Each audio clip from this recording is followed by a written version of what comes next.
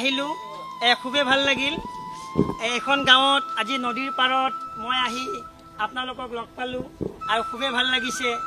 আৰু আপোনালোকে নাভাবিব যে মই ইয়াত কিবা তাবিজ বিক্ৰী কৰিব আহিছো বা কিবা দিব আহিছো নিব আহিছো হেতু আৰু ভাবি লাভ নাই কাৰণ মই এটো মানে এটা সতৰ্কবাণী জনাব আহিছো যে একো নাই মই গানৰ সুৰতে কৈছো যেনেকৈ কৈছে নাখাবা নাখাবা বন্ধু সকল নিশা তুমি নাখাবা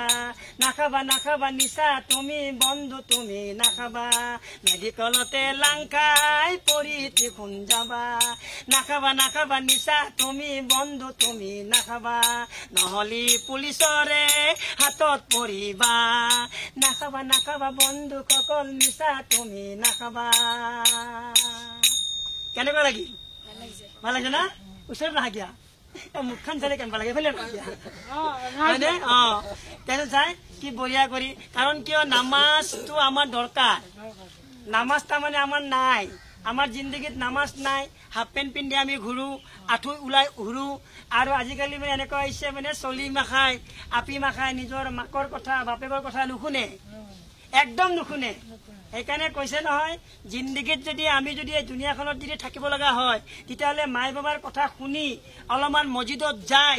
অলপমান নিজৰ পঢ়া শুনা নিজৰ কাম কৰি আমি এই দুনিয়াৰ পৰা একদিন যাব লাগিব নহয় সেইকাৰণে কৈছে নহয় অ মাই মই গুৱাহাটীত যাম মাই মই টকা কামাম কেনেকুৱা অ মাই মই গুৱাহাটীত যাম ভাল লাগে না এনে একবাৰ কচোন অ মাই ভালকে কন ভালকে নকয় কিয়া ভাবিছো অ মাই কিবা খাইছে অ মাই মই গুৱাহাটীত যাম টকা কামাম লগৰ চলি গেছি মাই কচোন লগৰ চলি গেছি মাই টকা মোবাইল লৈছি মটৰ চাইকেল লৈ মাই ঘৰত আইছি বুঝলাই অ মাই জুকে নকয় কিয়া অ মা মানে বয়স বেছি হোৱা নাই নহয় কম বয়সৰ ল'ৰা নহয় বয়স বেছি হোৱা নাই অ মাই মই গুৱাহাটীত যাম এগিলাখান পাৰা ৰ খালি মছজিদত যাবাই নৰা বুজা নাই তই কম বস্তু নহয় তোৰ কিন্তু অন্তৰটো চাফা হয়নে তোৰ অন্তৰ বিৰাট চাফা খালি পেটটো বচা এটা কথা এটা কৈছো যে নহকচোন সেইকাৰণে কৈছে নহয় সেইকাৰণে কৈছে অ মাই মই গুৱাহাটীত যাম টকা কামাম লগৰ চলি গেছি মাই মোবাইল লৈছি মটৰ চাইকেল লৈ মাই ঘৰত আইছি অ 6 বছৰে ঘূৰলো মাই হাতীৰ নেজত ধৰি হাতী মালা লাট মোকে হাতে মালা শৰ্মাই পদুম ফুল সিং বাজাওঁতে পানীত তাপলা তুঠিল জগ অ তালা মাৰা দোকান খান চুৰে লৈ গেল অ মাই অ 6 বছৰে ঘূৰলো মাই হাতীৰ নেজত ধৰি অ হাতী মালা লাট মোকে হাতে মালা চৰ অ পদুম ফুল সিং বাজাওঁতে পানীত তাপলা তুঠিল জগ মাই হেগলা দলে বাদ দি মই আন্দোলনে কৰিম অ মাই মই আন্দোলনে কৰিম কেনেকুৱা লাগিল আচ্ছা এতিয়াতো ইয়াতে থাকি কেনে আপোনালোকক বহুত ভাল লাগছে না এতিয়া যদি মই কওঁ এতিয়াতো নাই বুলি আধা ঘণ্টাটো এনে সময় দিলি হা এগলা কথা শুনি ফাল্টু কথা শুনি এতিয়া যদি মই কওঁ এতিয়া গোটাই কেটাই পাদমা কুৰ্তা পিন্ধি অলপমান মছজিদত অলপ কথা হ'ব আল্লাহ আল্লাহ ৰসুলত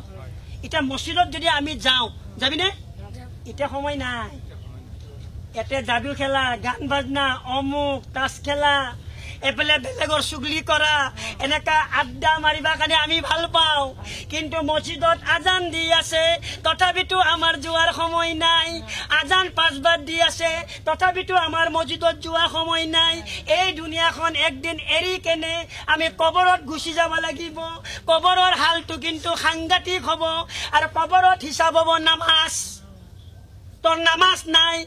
তোৰ ধন সম্পত্তিও আছে, একো লাভ নাই। সেইকাৰণে কৈছে অকবৰৰে কথা শুনি বুকু কঁপি যায়, চকু বন্ধ হলে মমিন গম পাবা। এতিয়া আমি সকলোৱে আজিৰ পৰা আমি নিয়ত কৰো ইনশা আল্লাহ, কোৱাচোন সবে কোৱা ইনশা আল্লাহ, আজিৰ পৰা নামাজ পঢ়িম, মাই বাবা আছে যদি আমি মৰম কৰিম, ইনশা আল্লাহ আমি নামাজ শিকি শিকি পঢ়িম। নকাকিয়ে তই ইয়াৰ বয়স বেছি হোৱা নাই,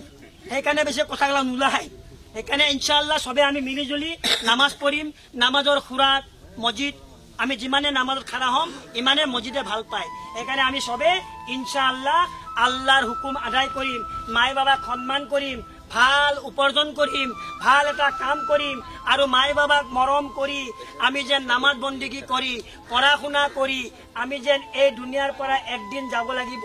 কবৰৰ আন্ধাৰৰ ঘৰত আমি সোমাব লাগিব। আমি কি লৈ যাবা, কি থৈ যাবা, দুনিয়াৰ বস্তু এৰি এদিন মাটিৰ তল হৈ যাবা।